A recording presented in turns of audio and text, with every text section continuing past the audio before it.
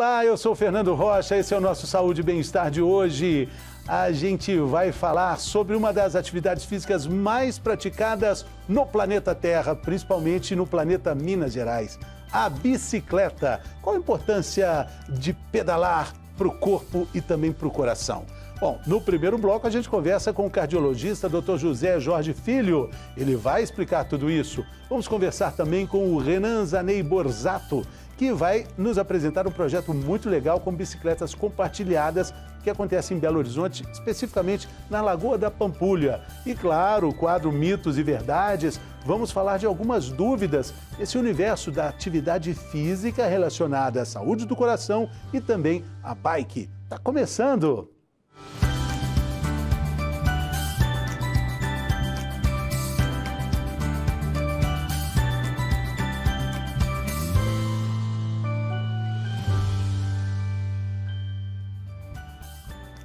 Então vamos lá, desde quando foi inventada essa bênção chamada bicicleta?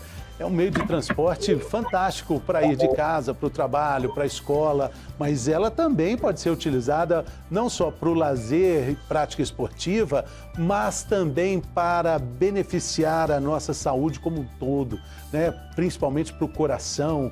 E a gente vai falar sobre isso com um especialista no assunto, não só do coração, mas também do pedal. Ele é um biker veterano, está aqui no estúdio conosco, o cardiologista da Unimed BH, Dr. José Jorge Filho. Bem-vindo, doutor. Tudo Obrigado. bem? Eu queria começar falando um pouco, nós vamos falar sobre a bicicleta e o coração, mas eu queria falar um pouco da experiência que o senhor tem com a bicicleta aqui. O senhor estava me falando das aventuras de um pedal e duas rodas aí.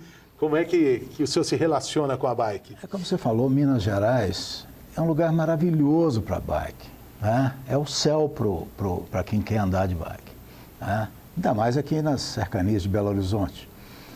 Então, durante muitos anos, a gente tinha um grupo, né? Porque é mais seguro, por vários motivos, que andar de grupo. A gente tinha um grupo, a gente ia para uma caminhonete, deixava a caminhonete no Posto Chefão e descia a turma toda para aquela região da Serra do Rola Moça, Casa Branca, Piedade. Região linda, maravilhosa. E descia até Casa Branca, ali é o caminho que vai chegar em Inhotim, né? Que vai chegar mais para frente em Inhotim. Mas antes, bem antes de Inhotim, tinha umas cachoeiras, então a gente Maravilha. Pegava umas cachoeiras bacanas. E nós estamos falando aí de 9 quilômetros de descida, que coisa maravilhosa, aquele vento no rosto, aquela liberdade. E depois para voltar, né, doutor? Voltar era mais difícil, porque é uma subida... São 9 quilômetros de subida. Parece que você está subindo num poste, assim, sabe? Então, muitas vezes, a gente, naquela época, tinha que pegar uma caronazinha com o caminhão, coisa desse tipo, para chegar lá em cima, no alto do Rola Moça, para acabar de chegar. Hoje em dia tem a bicicleta elétrica, isso facilita bbastante, né? Na minha época não tinha isso não, mas deve ser uma modernidade. Outro dia eu fiz uma trilha lá na região lá de São Paulo, ali região metropolitana de São Paulo, e estou vendo que o cara que está conduzindo a trilha, mas entra em cada buraco e sobe cada parede, como o senhor está dizendo, e eu falando, meu Deus do céu, não é possível, vai dando aquele mau humor, você fala, não, já 3, 4, 5 horas de trilha, e o cara vê uma subida, tem uma descida para cá, tem uma subida, ele vai na subida, é a bicicleta elétrica que ele estava, aí fica fácil, né? Bicicleta elétrica. Mas com relação à saúde do coração, é válido isso. Quando a gente está fazendo algo que é prazeroso, a gente pode aliar essas duas questões, pode aliar esse exercício eficiente para o coração com algo que nos dá disposição, com algo que pode ser um hobby, um bom hábito. Como eu estava dizendo, existem 3 modalidades aeróbicas básicas: a natação, a caminhada, a corrida e o ciclismo. Natação, caminhada... Caminhada ou corrida e o ciclismo. A natação, eu admiro os nadadores, porque tem que ter uma força de vontade danada, porque é um exercício solitário, você não tem turma, você não vê paisagem. Então, realmente, o nadador é um atleta esforçado. Então, isso aí está fora da nossa discussão. A caminhada ou corrida, e principalmente a bicicleta, você tem vários motivadores, né? Que te levam. Você tem a turma, você tem a paisagem, né? Tem aquela disposição de fazer uma coisa bacana. Tem um equipamento que você pode colocar na bicicleta, né? Você vai ficando fissurado em modernizar, isso e aquilo. Então, tem uma série de vantagens. E é um exercício aeróbico que, por mínimo que você consiga fazer, combate o sedentarismo, que é um dos grandes fatores de risco, um dos 7 fatores de risco principais. O sedentarismo, além de ser um fator de risco, ele piora os outros fatores de risco. Por exemplo, ele piora, se o indivíduo for hipertenso, ele piora, porque o exercício tem um efeito vasodilatador. Então, muitas vezes, ele não vai se tornar hipertenso, ou se ele se tornar, ele vai ser um hipertenso bem mais light. Obesidade, colesterol, diabetes, estresse, tudo isso. Mesmo o tabagismo, o indivíduo vai pedalar, ele acaba ficando motivado a largar o cigarro. Então, o sedentarismo é um fator de risco tremendamente importante. 70% dos adultos urbanos, em algum momento, são sedentários, se não for todo o momento. E a bicicleta tem esses vários motivadores que, além de beneficiar a saúde, os fatores de risco para a prevenção primária de doenças cardíacas, traz ainda um relaxo e combate o estresse, né, que é um dos fatores de risco. Exatamente. Agora, quando e quanto pedalar para a gente ter, de fato, uma ação positiva para a saúde do coração? Bom, o indivíduo, para perder o rótulo de sedentário, ele tem que, se você puser caminhada, ele tem que caminhar 7,5 km por semana. Por semana? Por semana. Se ele dividir 2,5, 2,5, 2,5, ele já não é mais sedentário. Não é grandes coisas, não. Isso é só para começar. Tô achando que é para perder o rótulo de sedentário. No caso da bicicleta, seria mais ou menos o dobro. Seria uns 15 km por semana, pedalando no plano a 10 km por hora, meia hora cada vez. A partir daí, os benefícios são crescentes. Tá? Os benefícios cardiovasculares são crescentes. Até um limite acima do qual não precisa mais em termos de prevenção cardiovascular. Claro que o indivíduo, se ele tem entusiasmo, ele vai ter um entusiasmo para passar desse limite máximo, porque ele quer fazer uma trilha na montanha, ele quer fazer uma competição, mesmo no asfalto, né? Ele quer fazer uma viagem de bike, igual tem alguns pacientes que fazem. Qual que é o limite máximo? Esse limite mínimo que eu falei, você gasta aí em torno de 800 calorias por semana de atividade física. O limite máximo seria um dispêndio de 2.000 calorias por semana de atividade física. Limite máximo em termos de combate ao sedentarismo. Se você tiver nesse limite máximo, conseguir manter perto dele, você já está bem em termos cardiovasculares. O limite máximo seria caminhar aí em torno de 30 km por semana, ou fazer uma bike aí. Sim. Não é 30 km por semana não é nada difícil. Agora, o mais difícil, doutor, não sei se o senhor vai concordar, é a falta de planejamento, né? Porque quando a gente fala muito aqui sobre educação alimentar, sobre regime, sobre principalmente planejamento. Para uma pessoa começar a mudar os hábitos alimentares, ela precisa necessariamente de um planejamento. A família precisa colaborar, a geladeira tem que também estar magra, né? E com a atividade física acaba acontecendo isso também. É preciso se adaptar, não dá para chegar em casa e falar assim, hoje eu vou andar de bicicleta, aí sai, dá uma voltinha no quarteirão, vai ficar sem graça. É preciso colocar isso na rotina, é preciso ter um planejamento para colocar isso de forma efetiva, né? Sim, só completando aquele raciocínio anterior, a caminhada 30 km por semana e a bicicleta 60 km por semana no plano. 60 no plano. Agora, lembrando que a bicicleta tem as descidas que a gente... Estou falando no plano. Tá. Só que eu não tenho como comparar porque as descidas são variadas dependendo do seu trajeto. Sim. Sempre no plano para fazer uma comparação. 30 km de caminhada ou 60 km por semana. Tá. Divide aí em 7 dias, poxa, tá fácil. 6 dias por semana dá bem, né? Um dia de descanso. Dá para colocar isso na rotina de todo dia. A bike tem a vantagem, porque eu tenho muitos pacientes que compram ergométricas, estáticas. Também cai na mesma história do nadador. Ele vai ficar em casa naquela... Vira cabide. Vira parador de chapéu. Por aí. Diz que a bicicleta ergométrica é igual a cerveja sem álcool. Não te leva para lugar nenhum. Fica paradinha, doutor. Fica paradinha. O senhor recomenda a compra da bicicleta ergométrica? Não, a ergométrica não necessariamente, a não ser que eu sinta que o paciente tenha um mínimo de disciplina. Disciplina e não tem como sair.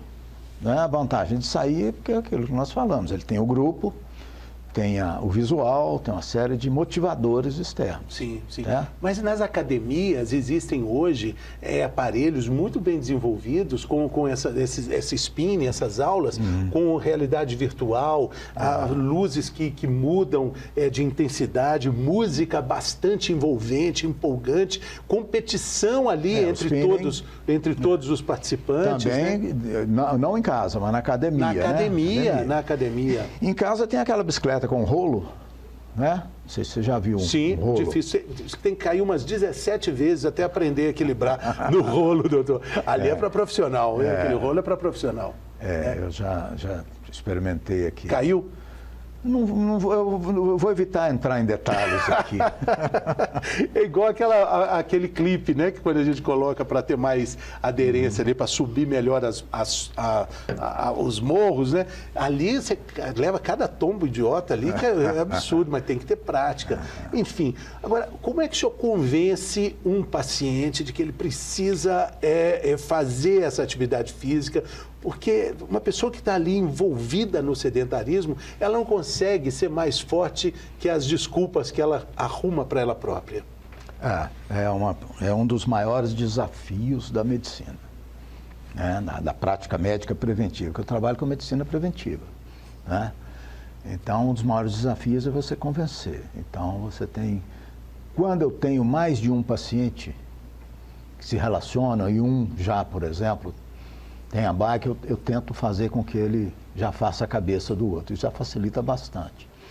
Se não tem, eu às vezes sugiro grupos de bike. Tem o projeto Bike da Unimed, que é importante, né? Lá na Pampulha, que parece que vai ser estendido. Isso aí são maneiras deles se entrosar, né, no sistema, fazer uns testes lá antes, né? A volta na Pampulha é uma coisa... A volta da Pampulha tem 18 quilômetros. Já é uma senhora volta, mas ele vai começar ali fazendo um trajeto pequeno. Ele tem, antes de comprar a bicicleta, né, que hoje tem investimentos de vários tamanhos, ele pode ir lá na Pampulha, no projeto. E a volta da Pampulha, a gente vai falar sobre isso ainda aqui, de um projeto muito bacana, né? De bicicleta na Pampulha. É legal porque se você estiver ali no meio do caminho, dando a volta na Pampulha e quiser desistir, se você voltar, você concluiu os 18 quilômetros do mesmo jeito, porque você volta e volta mais 9, né? Melhor avançar os 9. No point of no return. Você tem um ponto sem retorno. Porque tanto faz ir para lá ou para cá. Exatamente. Agora, é perigoso, sim, uma cidade como Belo Horizonte, que não tem uma política muito bem estabelecida com relação a ciclofaixas e ciclovias. A gente não vê isso aqui bem delimitado, bem desenhado. A gente precisava de muito mais espaço e muito mais respeito com as bicicletas do que a gente tem hoje. Então, isso torna o ciclista um alvo vulnerável numa cidade como BH. Tem que ter toda uma educação, vamos dizer assim, um costume do motorista, do cidadão que não está na bike, né? Porque você tem as ciclovias, tem muita ciclovia aqui que é praticamente deserta, porque tem muita subida e tal, e o pessoal de carro acaba estacionando ali. Algumas são protegidas, né? Algumas são protegidas. Tem um gelo baiano baixinho, eles passam por cima e estacionam tudo ali. Então é questão de cultura mesmo, né? E acostumar. E de colocar ali, né? Fazer desse hábito de ir de um lugar para o outro, né? De bicicleta, né? Observar ali onde é que você vai, se tem um lugar para parar a bicicleta. Muitas vezes tem, né? Com o preço das bicicletas, né? Atuais, você tem que ter um lugar seguro para parar, que a coisa mais fácil de roubar do mundo é uma bicicleta. Sim. Meu sobrinho parou a casa na porta da minha mãe, né? Deixou, foi 2 minutos. um pacote lá dentro, na hora que voltou, a bicicleta já tinha ido. sumido. Sozinha, não sei como é que foi. Né? O ladrão usa a própria bicicleta. A própria bicicleta, a coisa mais fácil que tem para roubar. Não tem nada mais fácil de carregar do que uma bicicleta. Pedalando, né? Agora, doutor, quais são o efeito que o pedalar provoca no coração? A gente está falando dessas atividades físicas. É o esforço, é o bombeamento do sangue? Por que o coração se beneficia da prática da bike? Não é só o coração, é o aparelho cardiocirculatório e respiratório como um todo. Né?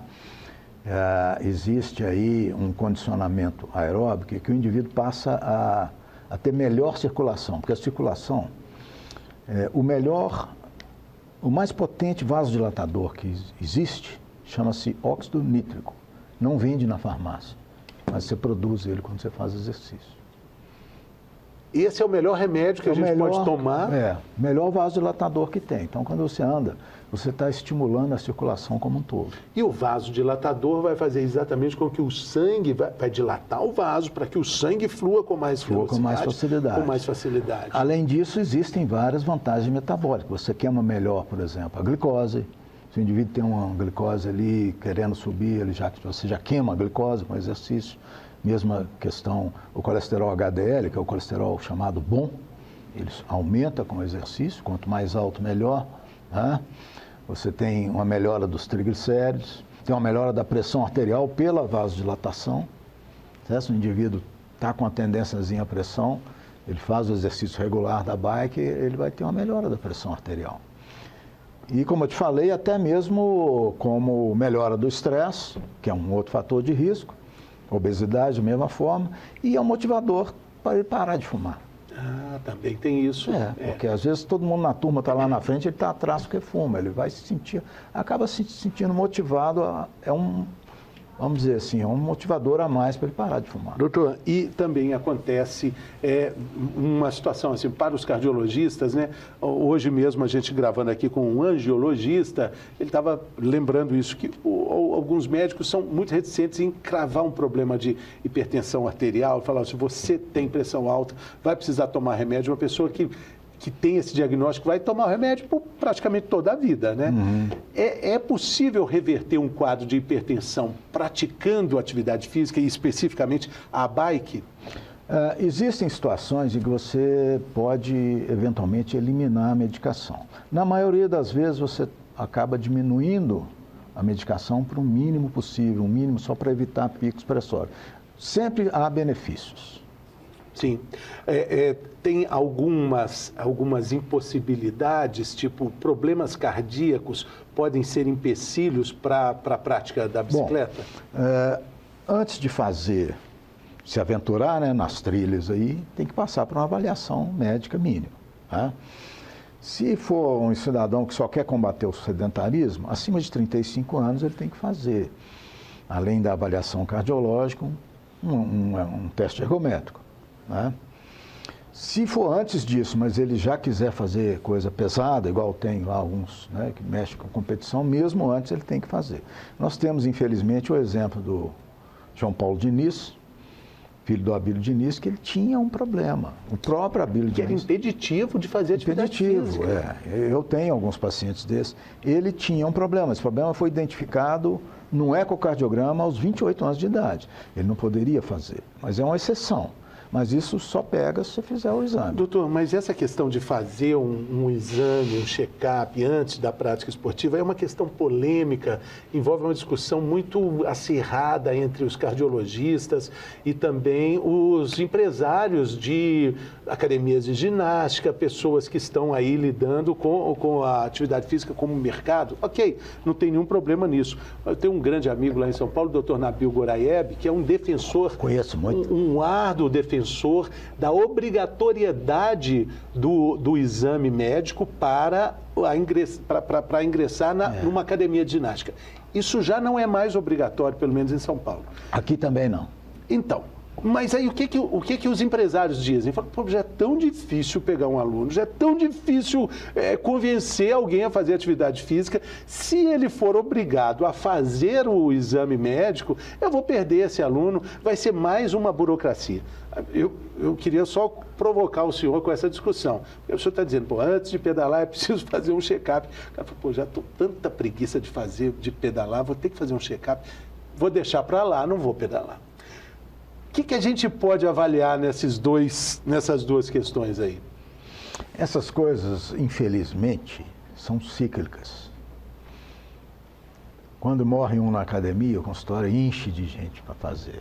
Esses que não são obrigados, mas que vão voluntariamente porque teve um problema lá. Quando tem um infarto, uma coisa dessa. Infelizmente são cíclicas. Daqui a pouco some tudo de novo. Eu acho que deve fazer, é importante fazer. O senhor acha que é preciso ter uma lei que obrigue isso? É preciso ter uma lei. Já teve antes, depois foi abolida. Foi no Brasil, né? Ela era uma... Eu conversei muito com o Nabil sobre isso, já chamei ele para congresso aqui. Tá? E isso aí gera essas questões todas, né? A pessoa às vezes está entusiasmada, o próprio médico está entusiasmado, mas ele tem que fazer. Se ele vai sem ir ao médico, ele está, vamos dizer, um tiro no escuro. Ainda mais se ele entusiasmar. Na academia, por exemplo, ele pode entusiasmar de uma maneira que coloca em risco a vida dele. Sim, sim. Na bike também. Olha, o senhor está falando de subidas, aquela subida da Casa Branca para a Serra Rola Moça. É a tal Serra Rola Moça, né? Essa subida é da Serra Rola Moça. Ali parece que a gente vai morrer, doutor. Quase. Ali são 9 quilômetros de subida. Essa de Piedade por asfalto, eu tenho um sobrinho que é desses bike, ele já foi bike boy lá em Milão, quando ele estudava lá. Igual tem o motoboy aqui, ele era bike boy. Ele é um Iron Biker. Desses mesmo. E o que aconteceu? Ele tem um grupo que chamava From Hell, do inferno. Que a sensação é que você está subindo de lá até chegar no céu. Você está vindo do inferno, chegando. Aí na hora que ele falou que esse desafio era de Piedade até o asfalto, eu falei, eu já fiz, uma vez, mas já fiz. Eles não acreditaram. Eu quase morri, mas fiz.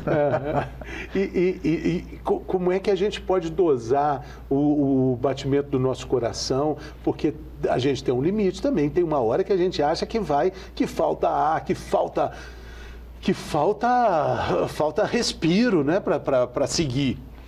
Você pode usar esses relógios, smartwatches, todos eles têm um recurso para isso, mas isso aí tem que ser discutido com o médico diante do teste ergométrico. Sim. Você faz o teste ergométrico e vê o limite que pode ser feito com segurança e fala, você vai até esse limite. Ah, sim. Na corrida, na esteira, a gente vê muito isso, né? Os batimentos que são ali compatíveis com a sua idade, seu peso, de sua treino, altura. Tem a faixa de treino para o adulto não atleta, adulto urbano não atleta, a faixa de treino para o atleta, que é até 85% da frequência máxima, e acima disso é faixa de risco, né? Quer dizer, você vai fazer, às vezes, num sprint, numa coisa assim, momentânea. Sim, sim. Né? Eu já tive casos extremos, por exemplo, eu tenho um paciente que fez lá em Florianópolis, um Ironman completo. Sim. E no meio, a prova do meio é a bicicleta, 180 quilômetros. E a sapatilha... Uma das sapatilhas pifou, não sei. Ele fez os 180 km praticamente com uma perna. E depois, no final, é uma maratona completa. Depois ele vai para a maratona. Pois é. Não precisamos de tanto, viu, gente? A gente tem aqui o quadro Dr. José Pedro Jorge Filho, o quadro Mitos e Verdades, e a gente vai falar sobre a prática da bicicleta e para a saúde do coração, e a gente vai dizer o que é mito, o que é verdade. Preparado? Vamos nessa? Vamos tentar. Então é agora.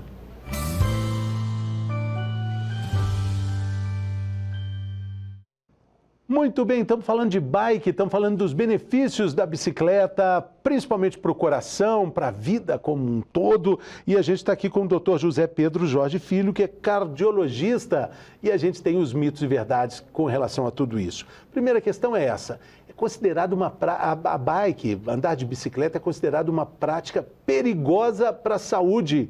É mito ou verdade? É muito mais mito do que verdade. Não é perigosa, a menos que você vá fazer uma bike mais acentuada, dessas que nós comentamos, sem nenhuma avaliação médica. Precisa de uma atenção. Precisa da atenção de uma avaliação mínima prévia Tá para certo. te liberar. Tá bom. A outra questão é essa: é importante pedalar com hidratação? É mito ou é verdade? Totalmente verdade. Você tem que se hidratar. Se for um percurso maior, você leva um camelback, né? Sim. E procura se hidratar o máximo possível. Qual a maneira de você saber que você está bem hidratado? A urina tem que estar cor de água ou amarelo palha. Se ela tiver mais escura do que isso, você está desidratado. É uma informação importante, a gente sempre fala sobre isso aqui.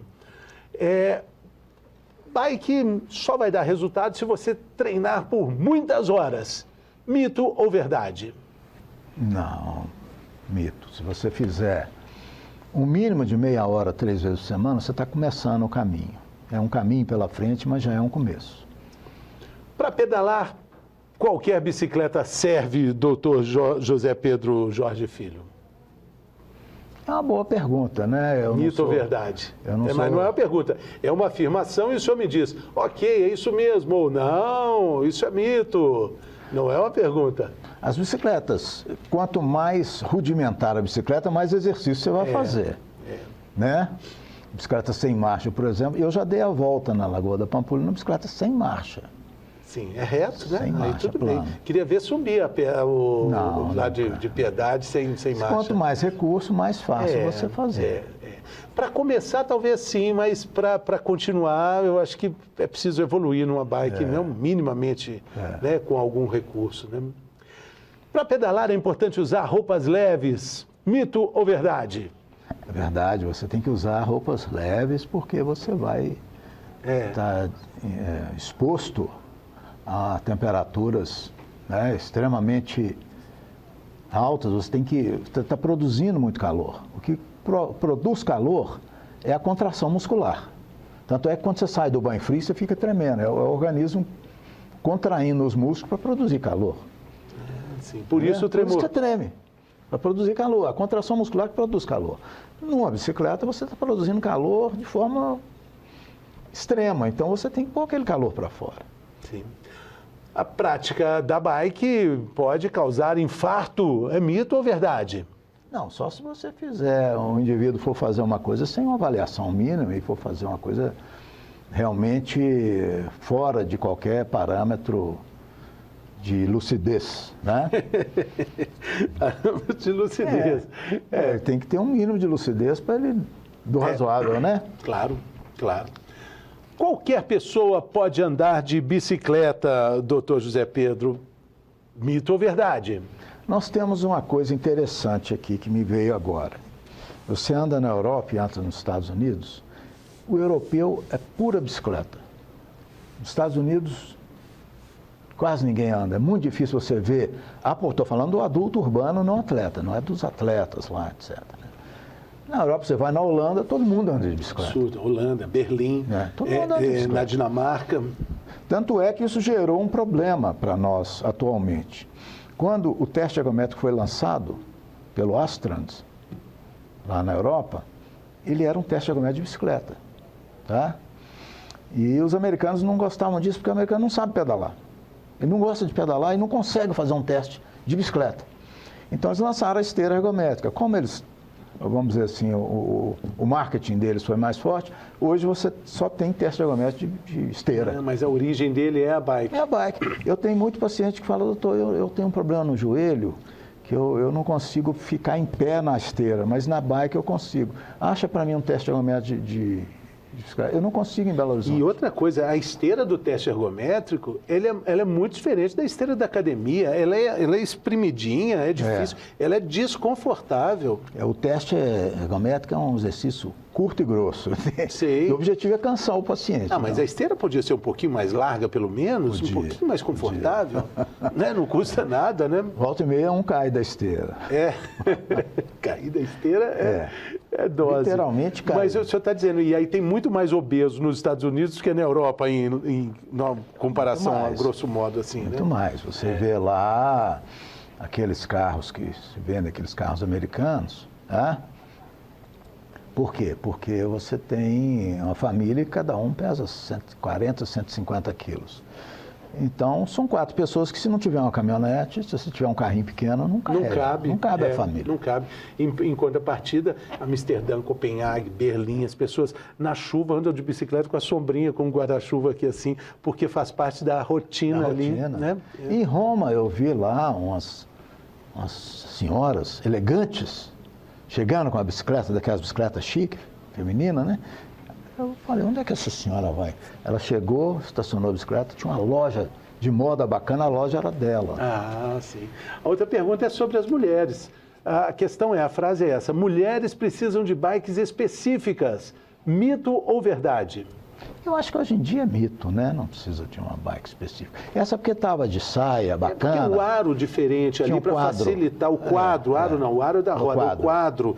E que é baixo para a mulher. Mas... Porque ela estava de saia, então ela foi toda elegante, super elegante para a loja dela. Então ela estava nessa bicicleta. Era uma bicicleta até bacana, daquelas modelo antigo, sabe? Modelo retrô. Sim. Muito linda a bicicleta.